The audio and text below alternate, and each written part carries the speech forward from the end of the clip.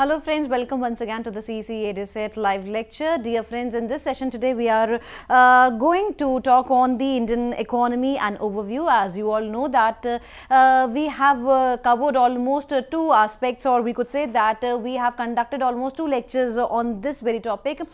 We would say that this is a series on economy, that is Indian economy and overview, and today it is the third lecture in the series, and under this very series we would be discussing on what is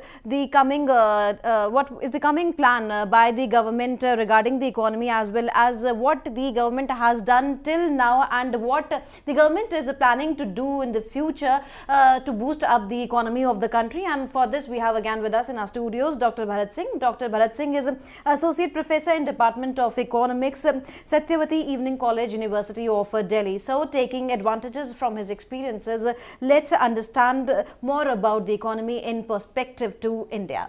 Hello sir, welcome to the EduSet lecture. Thank you. And I hope that all the students who are watching us right now would be benefited from this particular lecture. Over to you, sir. Once again. Dear students and the audience, in the last two lectures, we have already discussed different aspects of the Indian economy and particularly the nature of the Indian economy and its achievement after the 2008. We all know that the 2008 period and afterwards was a difficult period for the Indian economy. This difficulty was, however, surpassed by our economy very successfully, and after assuming the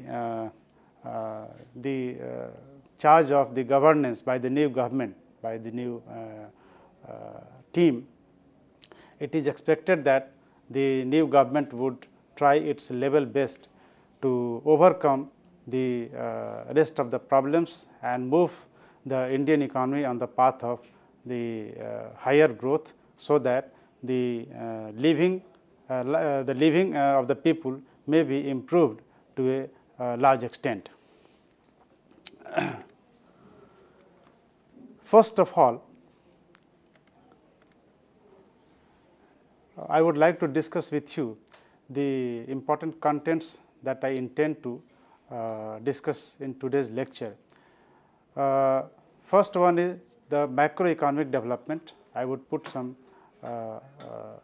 share with you some highlights of the macroeconomic development since the during the last 1 year. Then how the government has been able to manage the macroeconomic problems, and what policy reforms initiative has been taken by the government. Then we would see the outlook for the growth. The growth is likely to be propelled from the two sides. One is from the demand side and the other is from the supply side. These are also known as demand side factors and supply side factors. Then any economic growth is not supposed to be completely fruitful if the employment aspect is not considered. So therefore, we would also throw some light on the problem of employment being faced by our citizens. Then we will see what are the outlooks for the reforms. In that topic, we would cover the fiscal consolidations, how the investors' confidence both globally and domestically is to be augmented. Then what the government is trying to do on the indirect taxes front, particularly the its intention to introduce GST. Then some steps being taken on the front of the direct taxes. Then after assuming charge, this government has initiated some major reforms. We would see that what steps have been taken in this direction, particularly emphasizing on the problem of inflation, money and finance, external sector, so on and so forth. It is a matter of happiness that recently India has performed dramatically positive on macroeconomic front, and it appears to be poised for moving in a double-digit growth trajectory. Macroeconomic indicators are highly positive both on temporal and cross-country comparisons. If we compare the macroeconomic indicators with different countries, particularly the BRICS country, and over the time period we would come to a conclusion that it has shown remarkable improvement on these fronts. So far as the highlights of the macroeconomic development is concerned, first of all, it is a matter of solace that the rate of inflation, which created a lot of problems during the previous years, it has declined by over 6 percentage points since the late 2013. The current account deficit, another major macroeconomic indicator, has also contracted from a peak of 6.7% of GDP in Q3 of the year financial year 2012-13 to an estimated 1% in the coming fiscal year. Third, the FII inflows, foreign institutional investment inflow, has also increased, and it has come to around US $38.4 billion since April 2014. This huge inflows of the foreign exchange has helped a lot in stabilizing the value of the rupees around 62 rupees per dollar. This huge inflow has also exerted pressure on the long term interest rate, contributing to the surge in equity prices.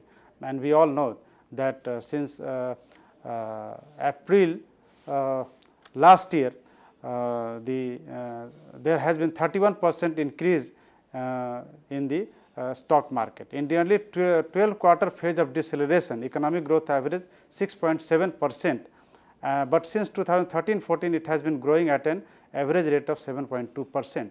So, these all indicators show that Indian economy is moving positively on the path of development.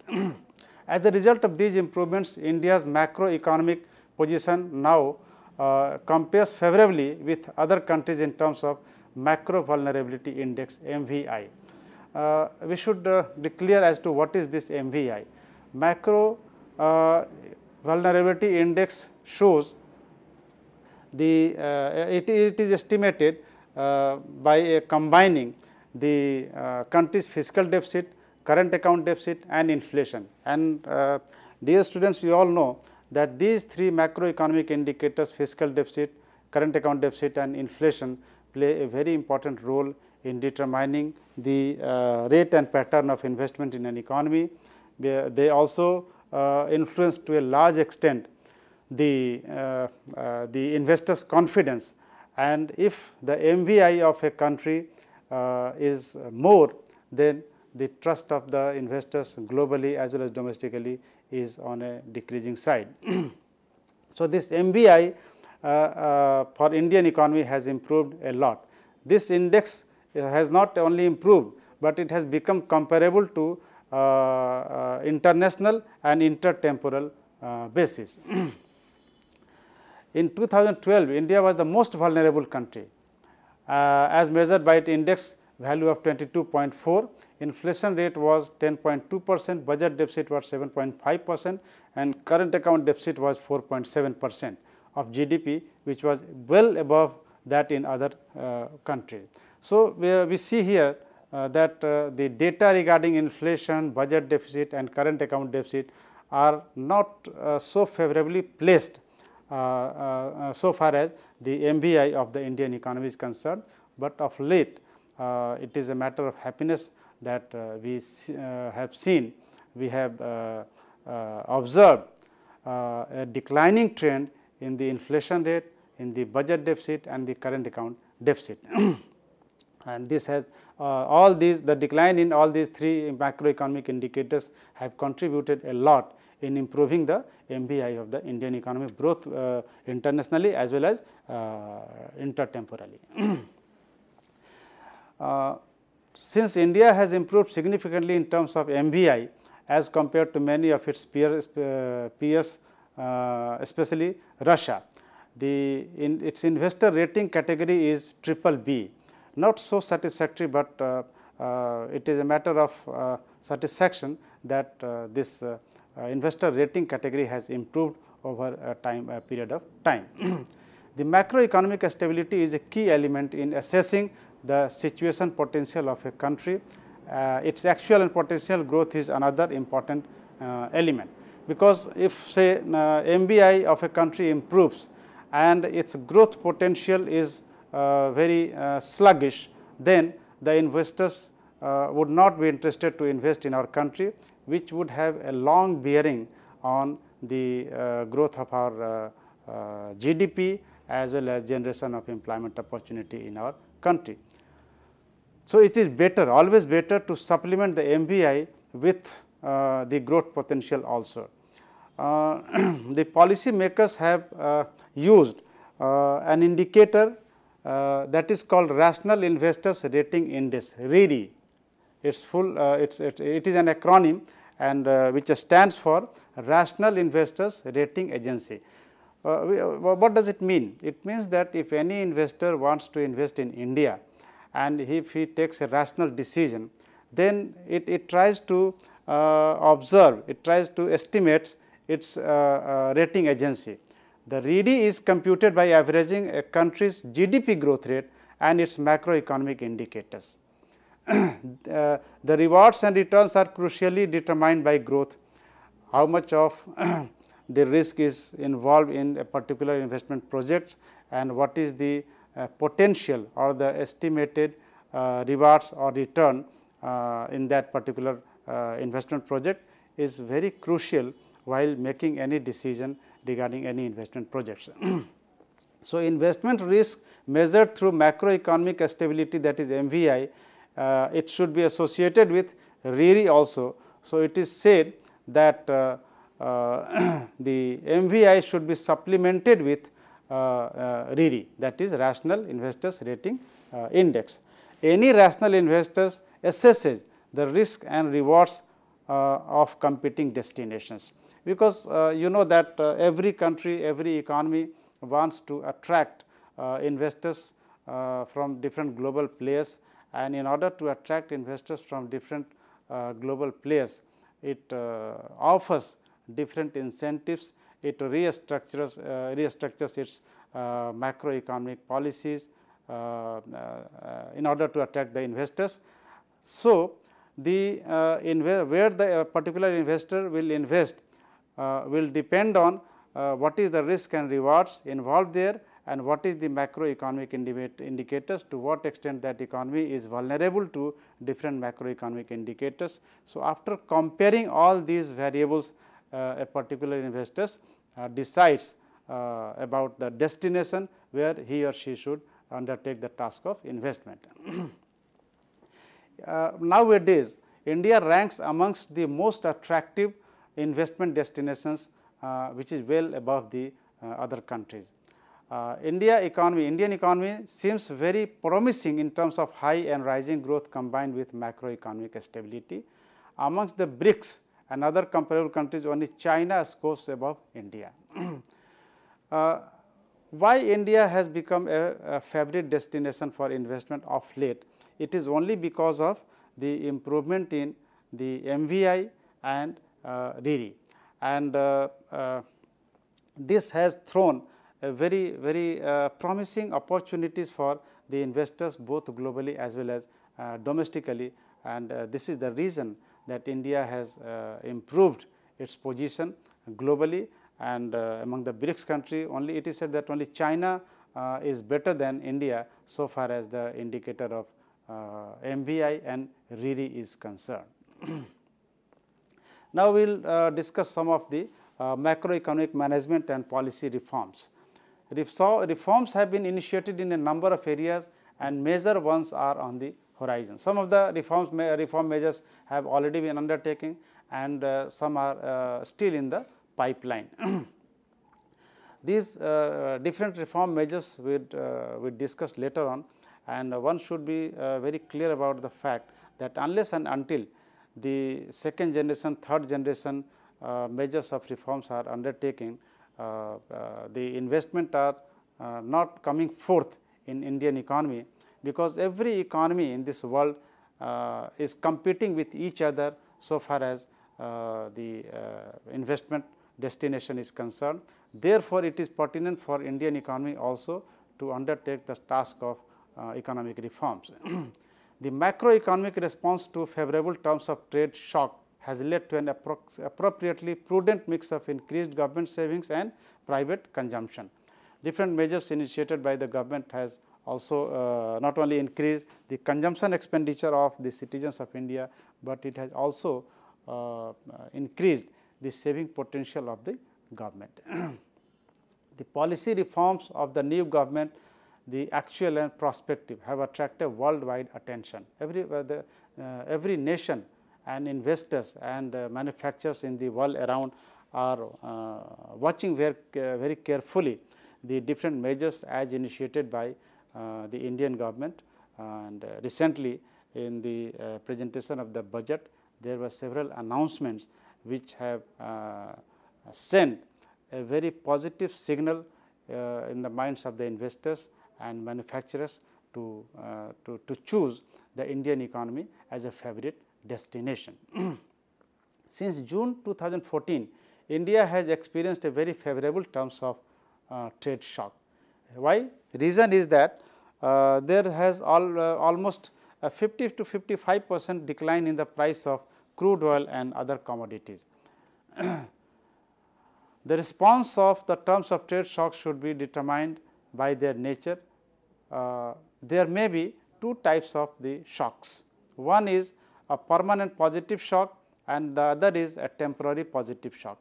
The permanent positive shock tends to increase the consumption expenditure of the people in general, whereas the temporary positive shock is effective in increasing the savings rate of the public in general.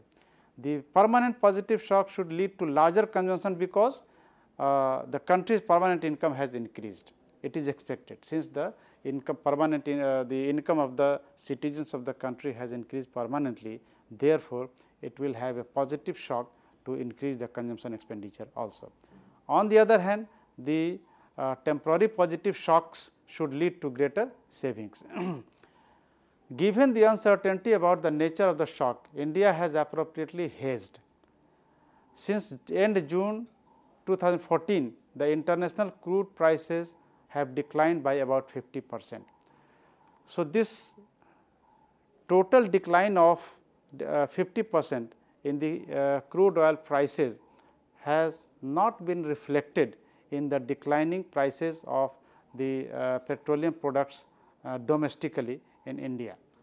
Out of the total decline, only 66% of the decline in terms of trade shock went to the government savings, and rest 34% was passed on to consumers. So, it is clear that all the benefit of the decline in the crude prices internationally was not passed on to the consumers.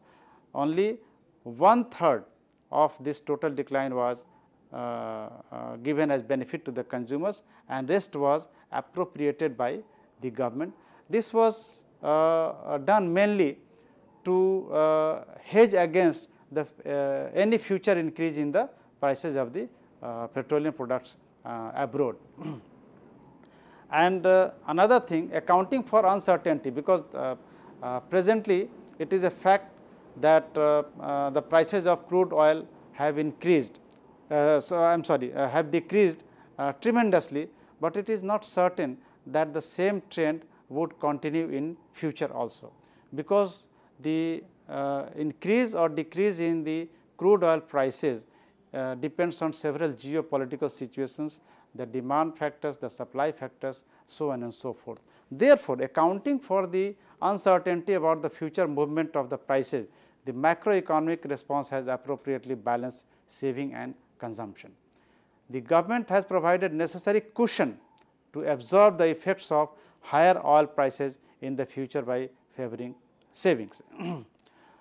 So, I think this policy of the government to divert a major chunk of the decrease in price of the crude oil to its kitty is a good step in order to cushion for the future increase in the price of the crude oil. In the coming year, real GDP, now we have shifted our attention to outlook for the growth in the coming years. Real GDP growth at market prices is estimated to be about 0.6 to 1.1 percentage points, which is higher vis-a-vis the previous year, that is 2014 and 15.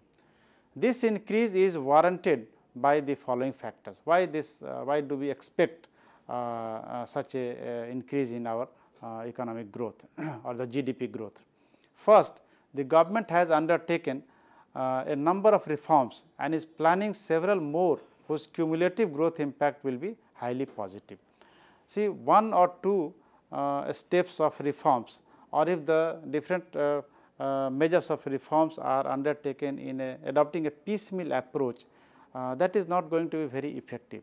But if the various measures are taken in a substantial way, in their cumulative effect, sum total of their effect will be very substantial and very large, which is a highly positive sign for the Indian economy. Now, what are the factors which have contributed or which are expected to contribute to a higher economic growth in India? We have already mentioned in our introductory part of the lecture that there are two sides of the or there are two kinds of the factors for economic growth. One is the demand side factor, the other is the supply side factor. The demand side factor mainly refers to the declining oil prices, which will provide further impetus to growth. If the prices of the oil is decreasing, it is a kind of say implicit saving for the consumer. Then increasing monetary easing facilitated by ongoing moderation in inflation. The rate of inflation which has declined substantially, which has also when the goods and services become cheaper, obviously its demand will be encouraged. We have also seen in the last two budgets that there has been some cut, some reduction at the direct tax front. So, a combined effect of all the above factors will add a spending power to the household. The purchasing power of the Indian household will increase, thereby boosting consumption and growth, because consumption will promote the demand for different goods and services, which will ultimately provide incentive for the investors, and if the investors get sufficient incentives, they will increase their quantum of investment, which will go a long way in increasing the GDP of our country as well as generation of employment. Then we have some supply side factors which must also be discussed. The first one is declining oil prices will cut down input cost and increase profits of the firms. In an economy like India, the petroleum and petroleum products are a very critical input for several manufacturing activities, for several services, and if the prices of oil are declining, it will cut down, it will decrease, it will reduce the input cost of the firms, and in a way it will also promote the profitability of the firms. Declining inflation and monetary easing will reduce debt burden and strengthen balance sheet of corporate sector. When prices of the different goods and services, including the critical inputs, are declining, there is chances that the interest rate will also decrease. If the interest rate will decline, the debt burden or the burden of payment of the interest to the firms will also decrease, and this will be reflected in their positive and healthy balance sheet of the firms. Again, a combined effect of all these above factors will provide policy support for further investment and further growth. So we have seen just now, we have observed that how different supply side factors, different demand side factors will act and react with each other, will work together, and their cumulative effect will be very high, very positive for further increase in the growth rate of the GDP of our country. the final favorable impulse will be the monsoon, which is forecast to be normal compared to last year. Last year the monsoon was not so favorable, but this year it is forecasted that the monsoon in India will be better. And if the monsoon in India is good, it has an all round impact on the positive growth or increasing the growth rate of our economy, because a substantial portion of our economy still depends on the agriculture sector in terms of generation of GDP, generation of employment, etc.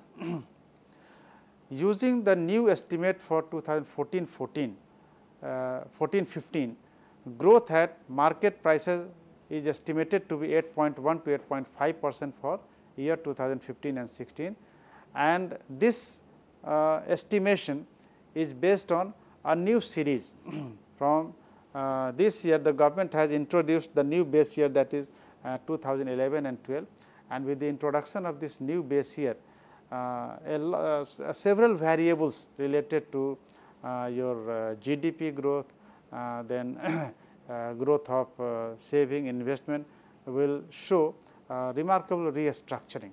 So, in the light of this introduction of new base year 2011 and 12, our estimate shows that Indian economy is likely to grow at a rate of 8.1 to 8.5% for the coming financial year 2015 and 16. Now, employment.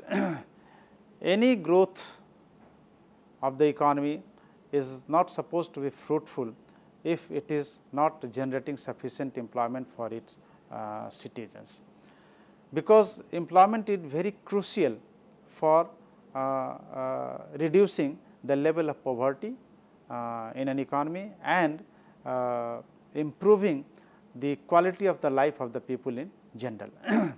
So, to make growth meaningful, creation of employment opportunities is very crucial.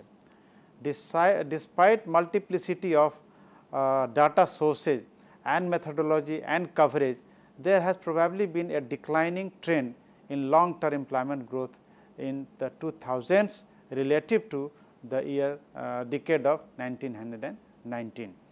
So, this is a disturbing picture for Indian economy, that the growth rate is increasing, but this increase in growth rate is not commensurate with the increase in the employment rate.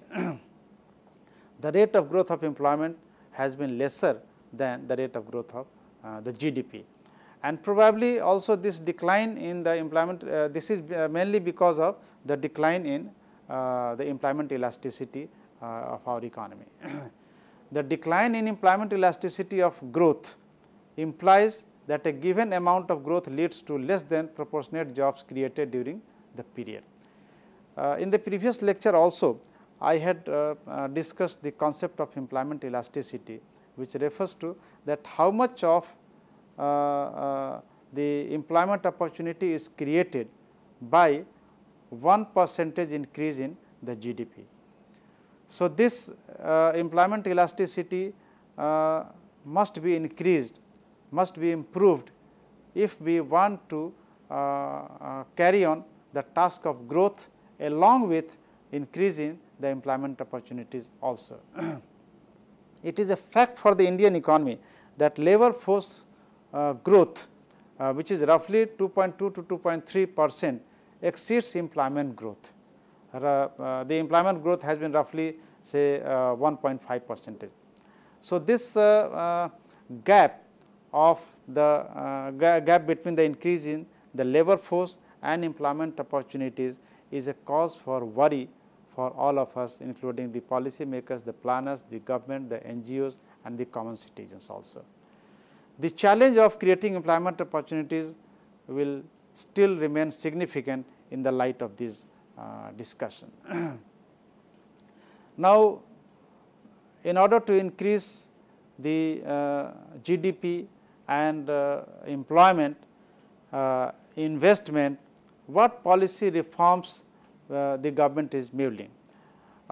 First of all, in the topic of the outlook for reforms, we will throw some light on the fiscal consolidation. In the ensuing period, several reforms will help boost investment and growth. The process of fiscal consolidation is expected to continue, embedding actions in a medium term framework. India's overall revenue to GDP ratio for the general government for 2014 is estimated at 19.5% by the IMF. This needs to move towards level in competitor countries estimated at 25% for emerging Asian economies and 29% for the emerging market countries in G20. So, this revenue to GDP ratio for Indian economy must be improved further, at least around say 25 to 30%. It should range between 25 to 30% if we really want to consolidate our fiscal position. At the same time, expenditure control should be consolidated with ensuring that there is switching from public consumption to public investment. What does it mean? It means that the public expenditure should be reduced without compromising on the public welfare measures, and instead emphasis should be put on encouraging the public investment in different infrastructure projects and different say productive activities. Focus on eliminating leakages and improving targeting in the provision of subsidy. There is a need to plug in the loophole in the grant of subsidies and improving the target of subsidies, because it is often heard that the benefit of subsidy is not really reaching to the target group for whom it was designed. So, therefore, the government should take measures so that the subsidy to reach its real beneficiaries. Next task in the reform outlook is the how to increase the investors' confidence in the Indian economy. The first task is to provide legal certainty and confidence among the investors. How should it be done? Because if there is legal uncertainty, the investors' confidence will decrease. First is that ordinances on coal, insurance and the land need to be translated into legislation that is approved by the parliament. And second is, at the same time, the constitutional amendment bill to implement the goods and services tax should also be undertaken, because the goods and services tax was expected to be introduced in this budget session itself, but due to some inevitable reasons, the GST was not introduced this year, and it has been open to the public, the scholars, the economists and different stakeholders to deliberate upon, to hold a wider discussion over different aspects of the GST, so that it becomes foolproof, and hopefully this GST will be introduced and implemented from the next financial year itself.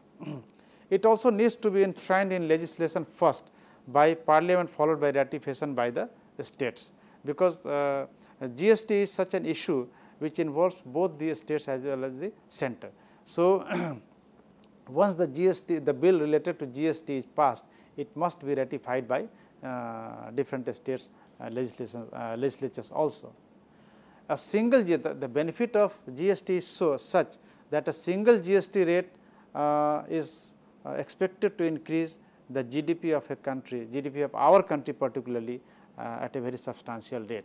A single GST rate across states and across products set at internationally competitive levels with limited exemptions would be pro-growth, it would be pro-compliance, and it would be pro-single market creating, it has a pro-single market creating potential, and it is estimated, it has been estimated by several agencies, several persons, that once GST is introduced in Indian economy, it will increase the GDP of our country by at least 2%.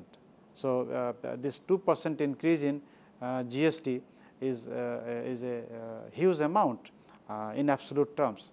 So, therefore, this introduction of GST as an important policy measures on the indirect tax front is very important, and the government, the policy makers, the planners should think seriously about introducing GST from the next financial year.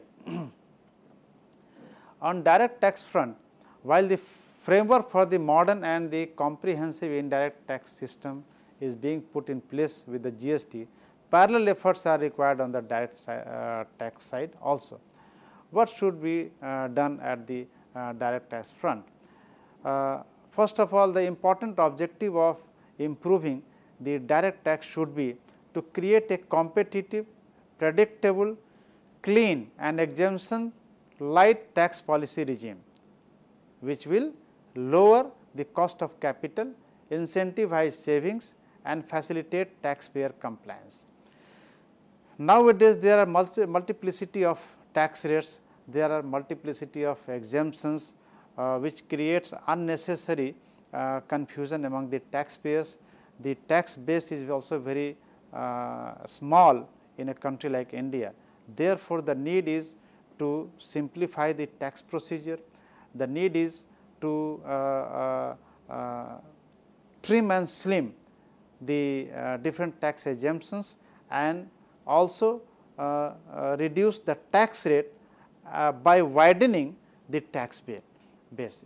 So, if it is expected that if the tax rate is decreased and the base of the direct tax is increased, the total amount of the collection on the front of direct tax would substantially increase. So, it should be in the priority of the government of India to introduce some significant reforms at the direct tax front also. Next is the reforms of labor and land laws. This labor market in India is alleged to be very rigid in the light of the multiplicity of labor laws. The employers often allege that we are not able to invest and expand production, because if once the investment task is undertaken and the production is expanded by either increasing the plant capacity or by establishing some setting up some new plant and employing the persons on permanent basis, if there is some slackness in demand both domestically as well as globally, it is very difficult for the firms to retrench those workers, to lay off those workers. On the contrary, the protagonist of the labor reforms allege that this is just the plea of the investors, plea of the corporate sector to downsize their manpower, to put the manpower in a flexible form of employment, and it will result into too much of exploitation of the workers at the hands of the corporate sector. So, what should the government do? It should adopt a balanced policy, so that the task of investment is also not hampered, but the interest of the worker should also be protected.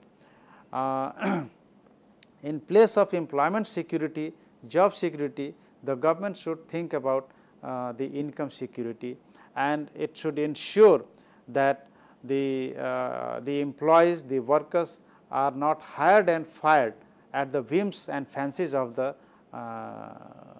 corporates, the employers. There should be some valid reasons for doing this task. So, anyhow, the labor reforms is on the agenda of the new government, and it has become inevitable in the light of the labor reforms that the labor market, the state of labor market that exists world around. Another important reforms needed is reducing the cost of doing business, which is a joint venture or joint endeavor of the state as well as the center. This can be done by improving or by reforming different land laws. The land laws should be improved, reformed in such a manner that if the producer, the investors wants to acquire a portion of land in some area, it does not face too much of hindrance, that should be allowed. But that the acquisition of land should simultaneously be accompanied by sufficient compensation to the landowner. The landowner should not suffer at the hands of the firm or the company which is acquiring the land. So, there should again be a striking balance between the interest of the corporate sector, which represents the investment side of the economy, and it is argued that if the land acquisition process is not simplified, it will be very difficult to acquire land, it will be very difficult to undertake the task of investment, which will have a negative bearing on the generation of GDP and the creation of employment opportunities in our country. But side by side, the interest of the landowners, particularly the farmers, should not be ignored.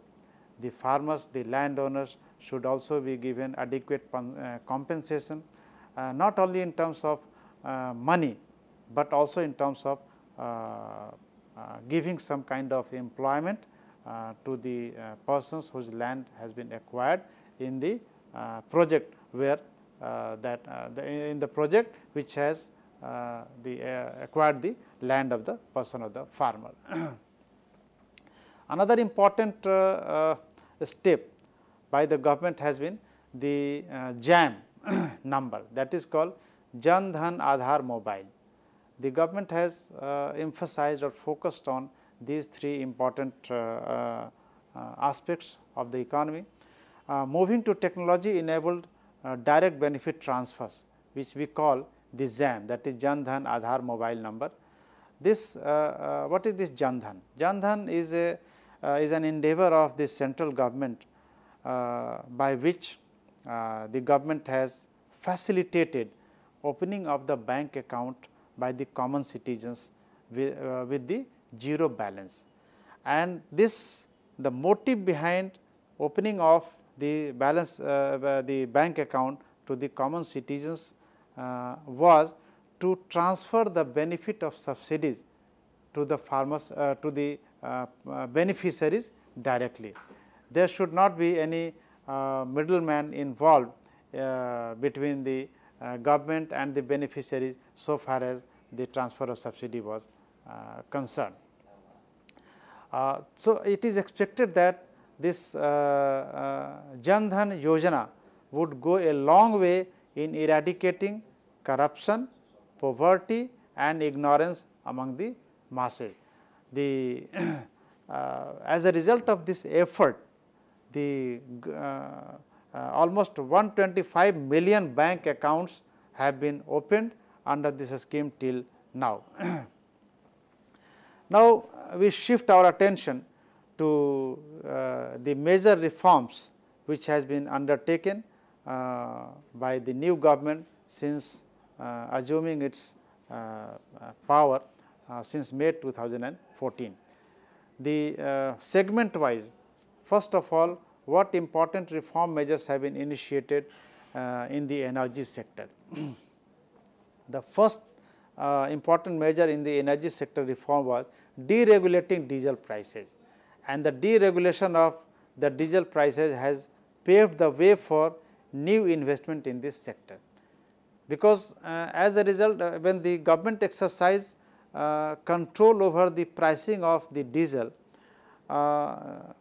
the prices of the diesel were very subdued, and once this pricing of the diesel has been thrown open, has been given at the hands of the market forces, obviously the profitability of these firms will increase, and once the profitability will increase, the investment in this sector is also likely to increase, and deregulation of diesel prices has another benefit, that is the efficiency in the allocation of resources of the economy.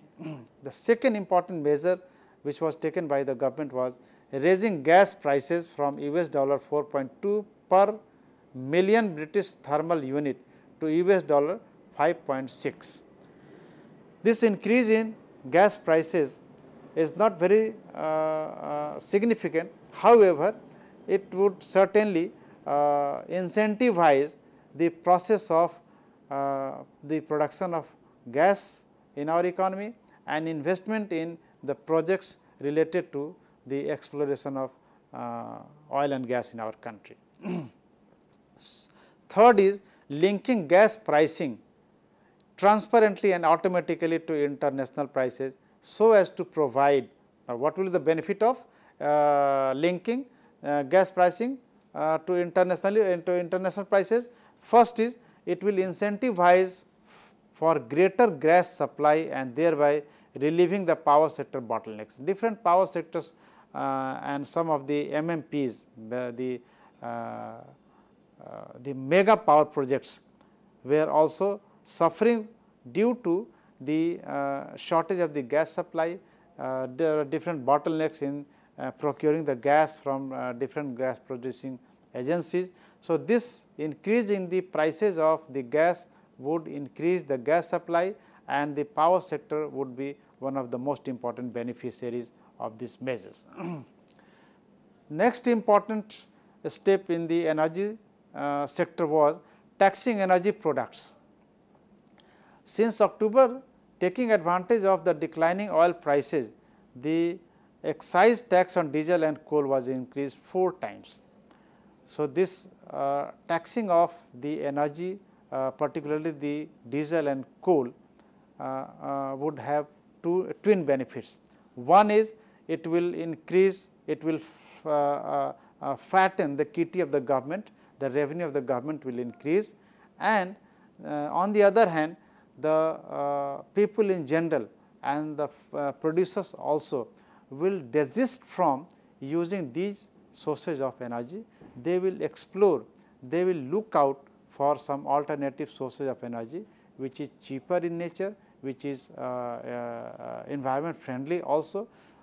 So, as a result of these measures, about 70,000 crores on an annualized basis has been generated as revenue by the government, and obviously this measure would also have positive environmental consequences.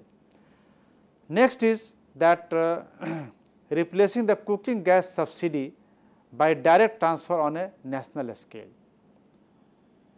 Just now we have spoken, we spoke about the Jan-Dhan Yojana, the bank account were opened, and this cooking gas subsidy which is still granted to the citizens of the country. Now, you will have to pay the full price of a gas cylinder, and the difference between the actual price and the subsidized price will directly be transferred to your bank account, which will go a long way in eradicating the corruption involved in this process. Next step was passing an ordinance to reform the coal sector via auctions. It was suggested that all the coal blocks would be allotted only through the auctions, which will altogether reduce the discretion of the agencies involved in allocating the coal blocks. We have heard a lot of news regarding the scams, alleged scams in the coal blocks, allocation of the coal blocks. This step of government is surely a welcome step, which will eradicate corruption to a very large extent. Next is Expenditure Management and GST. Instituting the Expenditure Management Commission, which has submitted its interim report for rationalizing expenditure of the government. Second is securing the political agreement on the goods and services tax, that is GST, that will allow legislative passage of the constitutional amendment bill. We have just now discussed the issues related to GST in some more detail. So, there is no need to go into that much of detail as so far as the GST is concerned. Then we have reforms on financial inclusion, instituting a major program for financial inclusion, that is Pradhan Mantri Jan Dhan Yojana, under which over 12.5 crore new bank accounts were opened till mid February 2014. Just now we have also discussed the what is Jan Dhan Yojana and the opening of the account under this scheme, how this opening up of the account by the government to the common masses, to the common citizens has benefited a lot so far as the the task of financial inclusion is concerned. The motive of the government is to increase awareness, create and increase awareness among the, particularly among the rural masses about the government, about the banking habits of the people in general, and transferring whatever benefits of subsidy and others is granted to them to directly their bank accounts. Continuing the push to extending coverage under the Aadhaar program, targeting enrollment for 1 billion Indians. It is targeted that the Aadhaar will become the unique identification basis, and this Aadhaar, the target of 1 billion Aadhaar has been achieved by the government very recently. Then we have reforms on the FDI front. On this front, increasing FDI caps in defense has been allowed up to 100% in critical defense technology. The FDI has been allowed, but not in the production of all the equipments related to the defense. It has been allowed only in the critical defense technology, where the Indian manufacturers are not so comfortable. Then we have passing an ordinance increasing the FDI cap in insurance sector up to 49%. This step of the government has sent a very strong signal abroad that now the India is on the path of second and third generation reforms, and there is no shackles on the part of the government in forms of different regulations, rules, laws, and this FDI in the insurance sector is also expected to increase, expected to generate huge number of jobs in the insurance sector. Then we have eliminating the quantitative restrictions on gold also. Next is the next step that has been initiated by the government is related to land and labor laws. Passing an ordinance to make land acquisition less onerous, I have just now discussed about it, thereby easing the cost of doing business, while ensuring that farmers get their fair compensation. So, in this ordinance, the interest of both the stakeholders has been taken care of, both the company which intends to acquire the land as well as the farmers. Then we have facilitating presidential assent for labor reforms in Rajasthan. Rajasthan has undertaken the task of labor reforms, and it is an example for further reforms to be initiated by the states. And so, therefore, the need of the hour is to consolidate and make transparent a number of labor laws. Then on the front of disinvestment, commencing a program of disinvestment under which 10% of government stake in Coal India was offered to the public through auctions. And it is a matter of happiness that within a very short span of time, the government has been able to garner almost about 2 lakh crores through the auction of different coal blocks. So, this auction of coal blocks has again several benefits, and significant among them is the generation of a huge amount of revenues for the government within a very short period of time. And next is the a kind of trust or confidence in the process of allocation of the coal blocks in our country. The next one is the passing of Mines and Minerals Development and Regulation MMDR Amendment Ordinance 2015, which is a significant step in revival of hitherto stagnant mining sector in the country. Next is the process of auction for allotment would usher in great transparency.